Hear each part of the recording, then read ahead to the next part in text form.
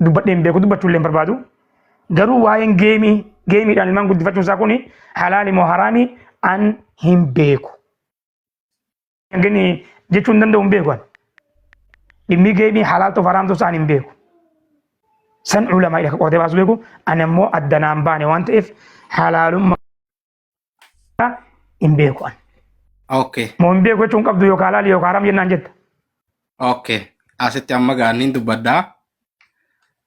Kitaaba baratte kana keessa waan kitaaba kana keessa garte dubbachuu ni dandeessu moo hin dandeessu? Hin danda'a. Waan keessatti hin arginoo fiddee dirqamaan dubbachuu hin dandeessuumi?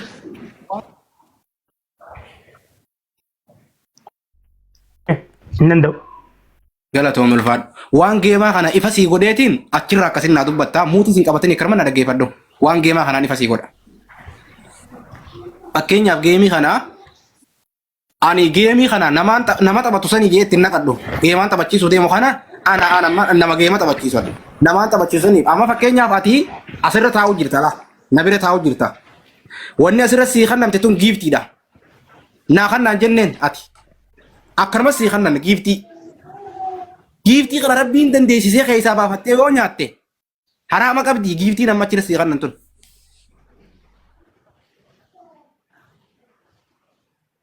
Hin qabdu. Ulfaadhu hin qabdu. Okay. Yoo namni fidee giiftii guddoo sii kannee asirraa deemtee waan feetiin godhate fedhakeeti. San dirqamaan naa godhaan jenneen funyaan qabdeetii miti lolteetii miti waa balleessiteetii miti jaalalumaa fi kabajaan teessee atummaa waan gaarii hojjettee waan gaarii natti hojjette kun natti tollaan fuudhee giiftiidha shillimaata keeti shillimaata sii kannee haraam qabdiiree shillimaanni nan sii kanna kun.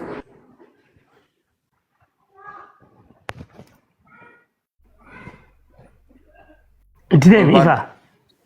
Tanuu dura nagaa fatte ibsi. Hayyee. Itti deemi. Okay. Amma duuba ustaasaa innillee nama isa jaalatu biraaf geema akkuma namni kun nama miidiirra beekamaati. Gaafa imoo qabus rabbiin miidiyaa kanarra beeksise TikTok kanarratti illee rabbiin beekamtii kanneef akkuma amma isin TikTok banattanii dhuftan kana beekamtii qaba. Beekamtii inni qabu sanatti fayyadami. Warrummaan silaa geema taphachiisu kun beekamtii inni asirra qabu sana fayyadami. Aboo si gargaarra. Kara geemaatiinis warri kaashii maallaqa sii kannuu si gargaarra. Geema kana qabadhu si taphachiifna nuun si taphachiisa jenneenitu nutummaan lafaa kaanee ustaaza kanatti neeyne akka inni geema qabatu goone. Eega nuti geema qabadhu jenneeni nama tokko kakaafatee na taphachiisa jedhe. Isa osoo hin ta'in nuutuutu shillimaata isaaf kannuu barbaade. Nuu geema kana isa taphachiisuu barbaade. Duuba kana dura gaafaan gabbee dhaabbadhee wanni kun haraama jedhe anaan shari'aa islaamaa tana xiqqeesse moo isa ka taphachuu dhufe santu shari'aa islaamaa tana xiqqeesse.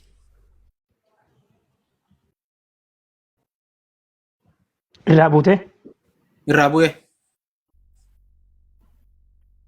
Hagaan irraa buuti hin dubbatin.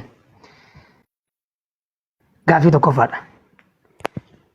Namni yeroo an geemii taphadhu giifii moo giiftii naa kennu sun yeroo kee taa'u waan geemii isin irra taphachuu guddaadha amma bayaanii ni qaraasa aqiidaa qaraasisa hadiisa qaraasisa fiqrii qaraasisa baanaaf tana inshaallahu akkanaanis hin rabbiin isaa deebisuullee du'aa goonaafi gaafa inni akkas godhu san maaliif fi dhaban wanni guyyaa giimaa qofa namaa kennaniif maali garaagarummaan gaafii tiyya lammata sanni deebifta kana taphachuun haraama jedhu yoo waa lama keessatti argaman akka kiyyattu waa lama yoo keessatti odoo warri haraam jedhu maaliif akka hin geenye anuusiin jedha tokko dubartii qullaa teettuu wajji yoo anaafati dhiira bakka ati teettu dubartiin takka satirii eeggattee yoo teettanii akka kiyyatti haraamumatti hin beeku garuu tokko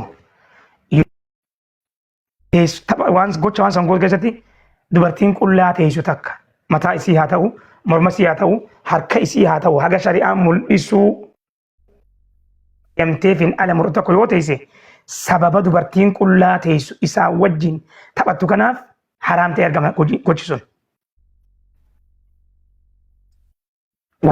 Sababa isii wajjin taa'u kanaaf isa lammataati. Yoo yeroo dhuunfaa kiyyaa mana banadhe haa ta'u yeroo haa ta'u yoo kadhaan keessa jiraatte gaafa kana gaa hunda warra as gubbaa hunda qabata warra geemii taphatu atillee keessa jiraan ansi seena yoomi yoo badha na gargaara na darba na kana godha maaliif kadhachuun dhoorgaadha amantaa islaamaa keessatti hojjetachuu malee kadhachuun haraami amantaa islaamaa keessatti yoo kadhaan keessa jiraatte kadhachuu kanatu haraam ta'a sababa kadhachuu keetii waan ta'eef haraama ta'a. Lameen kanaan ala yoo jiraate fakkeenyaaf ati ibsaan akka mana banattettu anis ni beekatis ni beekta yoo nama gastii irratti namni hedduun sirriitti ergata nama tokko jalaa qabdee teettee sagantaa fi ajandaalee qabdu teettee wajjaa sooftaa namooti isaan jettu akkas naa godha kana darbaa giftii hin jettu teettee dhageeffatta teettee sagantaa qabdutti foofatta. Teettee waan irra jirtu oofta garuu giimii galtanii jirtan tokkoffaa namni jiru sun lammaffaa kadhachuutti hin jirtu gonkumaa akkuma reefa jirtu sana giftii abbaan fedhe sii darbaa yookaan kun sii darbaa wanni haraamummaa ta'uu hin jiru eedanan ilaalcha kanaan qaba akka bataa kiyyaatti. Idan gaafa giftii taphatu ibsa gaafa giftii taphatu namni giimii taphatu.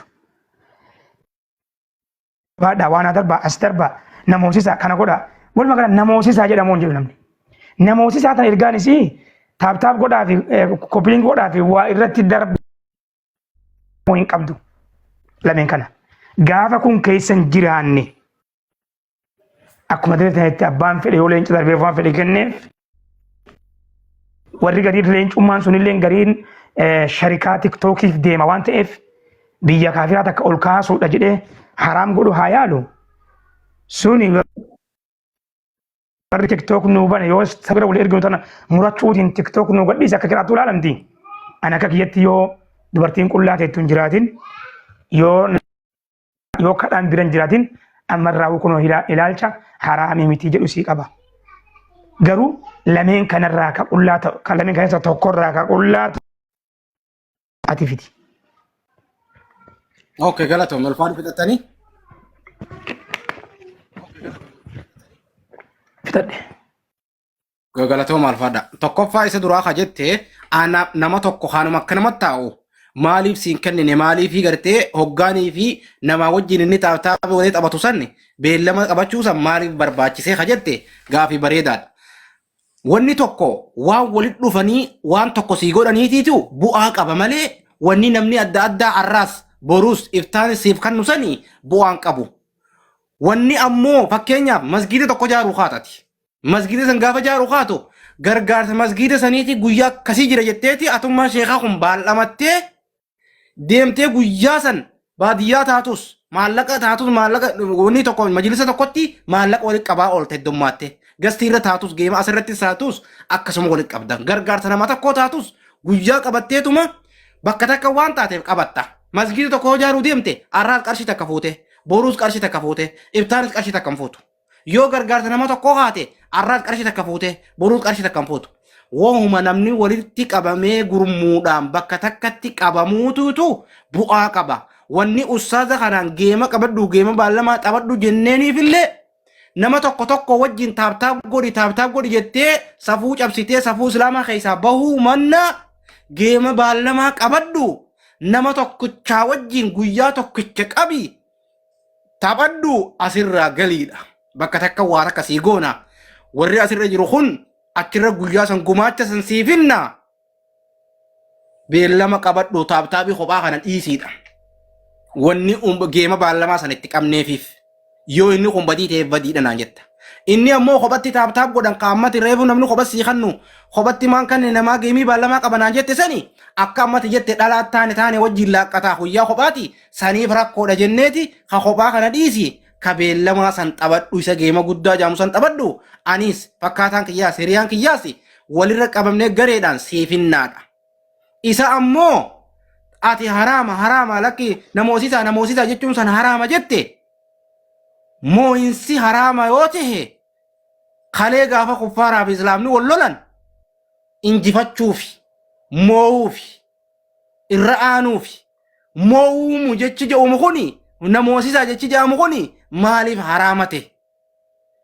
Dhiiraan moo'ama. Moo'uu fi moo'amuunis waama dur jiraati. Moo'atuun tuni haraama. Maaliif haraama taati? Kunis bakka sanattis gaafiidha. Gaafii teessan hunda keessatti deddeemee hin dheeressu asumatti illee hin gabaabsa jirmumatti. Akka gootu galatoomi reefuu tana yeroo haasawa eegalu waan yaada kiyya yoo lafa kaa'e fudhachuuf dhiisuun keeti. Akkasuma anis kiyya kan kee of keetti fudhachuuf dhiisuun kiyya siin jedhe amma anis haga tokko waan na ibsiibsi deebiin ati deebifti sun maaliif yeroo kophaa hin kenninee geemii irratti kennan jettee deebii ani sirrii miti yoon sin jedhe wal haa morminuu jechuu ta'a.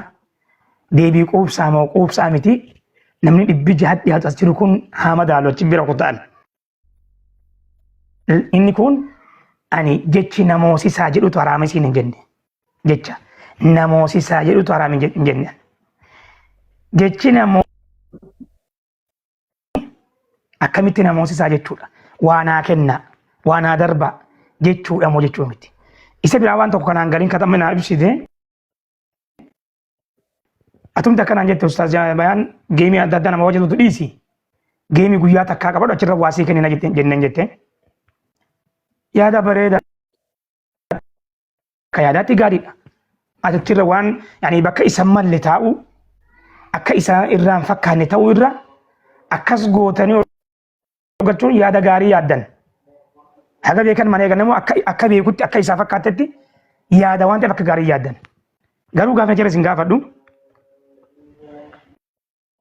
waan akkasi silaa kennuufiif deemtan san maa guyyaa tokko lafumatti hin kenninaafi yoo hin kennitanii faasiin jedha sanumallee akka deebiitti kennuun barbaadu kun oni dhageetaa ibsaa kiyya asiris yeroo bareeddu sii wajjin fudhadhe carraa uummata hawaasa keenya guddaa wajjin haasa'us naa kennite galatoomi ni gala inshaallah ta'anii obboleessa keenya rabbi haa ibsate jallatu rabbi haa qajeelchu akka fedhillee ta'u immoo wanni an isin nama 500 kanaan jedhu